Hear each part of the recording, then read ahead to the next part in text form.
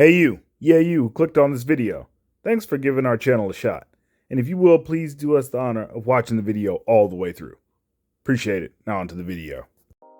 Well, you know the old saying, when one door closes, a window opens. And that seems to be the case for James Gunn regarding Marvel. So, if you didn't know, James Gunn is now the co-lead on the DCEU projects for Discovery Warner Bros.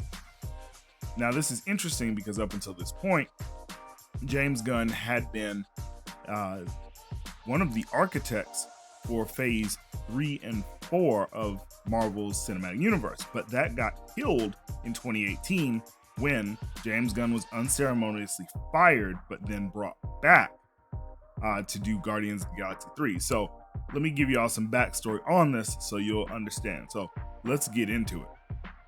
So the director James Gunn, who's directed so many really awesome projects, including the Peacemaker series for HBO Max, Guardians of the Galaxy series for Marvel, and one little obscure project which will come into play later on in this discussion, Lollipop Chainsaw, which was a PS3 game, I do believe.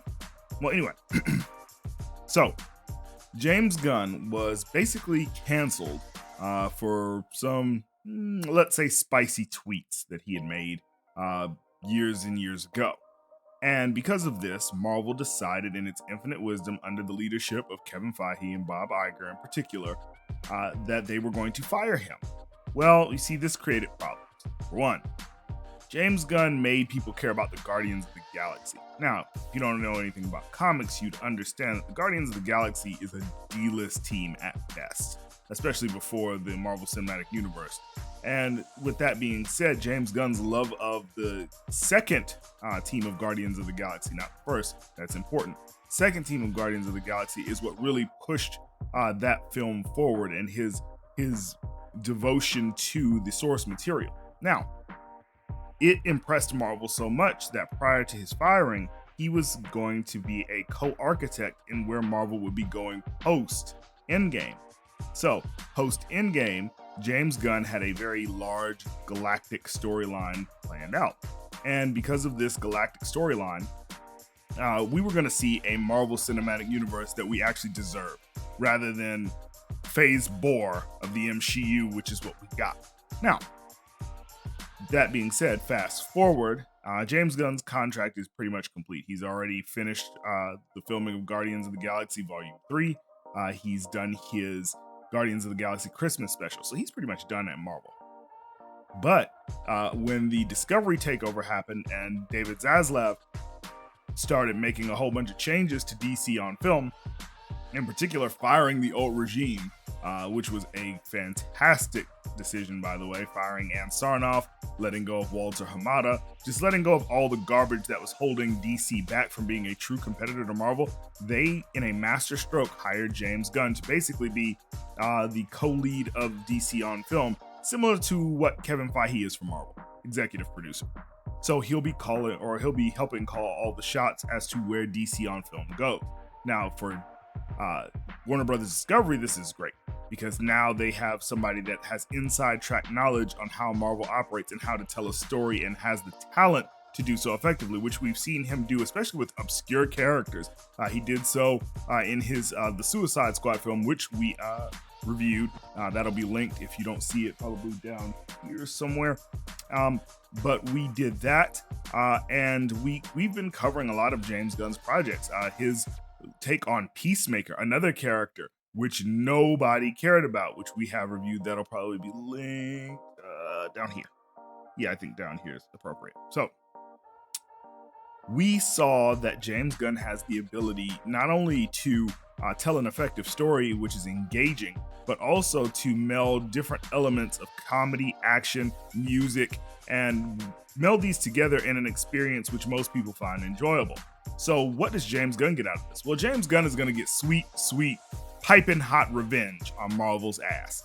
Because what they did to him, even though I don't necessarily agree with the tweets he made, I also don't agree with trying to end somebody's career for something they said 10 plus years ago. Like, that's just ridiculous. So Marvel is going to get theirs for their woke nonsense. Because in my opinion, DC is in a position to not only become a worthy rival for Marvel, but also to really give Marvel a run for its money and maybe even overtake them.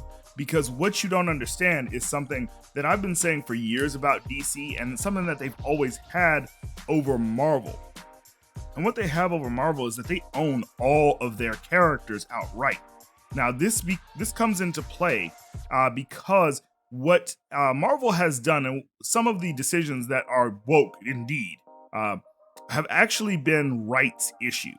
So the most recent example is the race swapping of Namor the Submariner, or Kukulkan Namur, whatever you want to call him. Nobody cares. Anyway, that was done partially because of wokeness, but also because of a rights issue. Because, as we know, Universal owns partial rights to both the Hulk and Namor the Submariner. DC doesn't have this problem. And because DC doesn't have this problem, James Gunn's hands are completely free to do whatever he wants in regards to bringing these characters to life on film. And what he's going to do is right a mistake that DC had been making for years, and that is keeping all of its multimedia projects separate from each other. So what that means is that DC would do this weird thing where they would have a Superman TV show, but that would be separate from the Superman movie, which would be separate then again from the Justice League video game.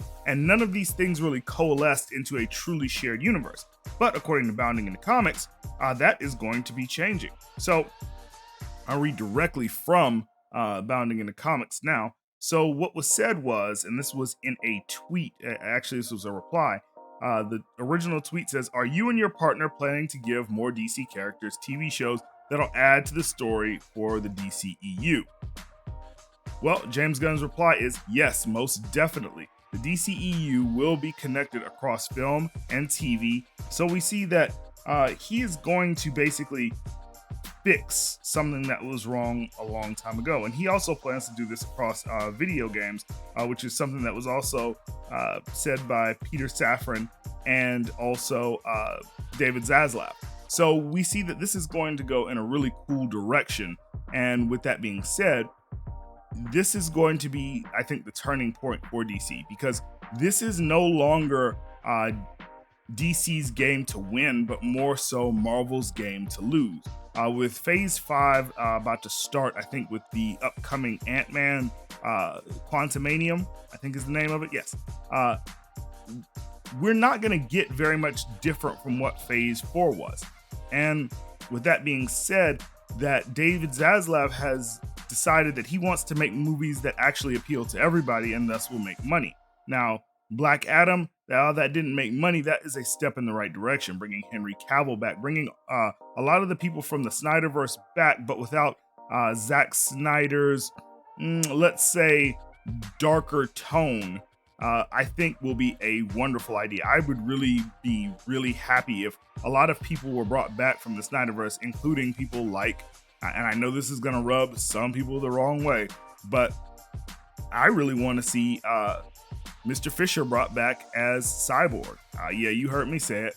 I want him back. He was a fantastic Cyborg, especially in the Snyder Cut. He was awesome. And because of him actually being right, because if you look at the firings that were done, Ray Fisher was right. I mean, Walter Hamada, gone. Ann Sarnoff, gone.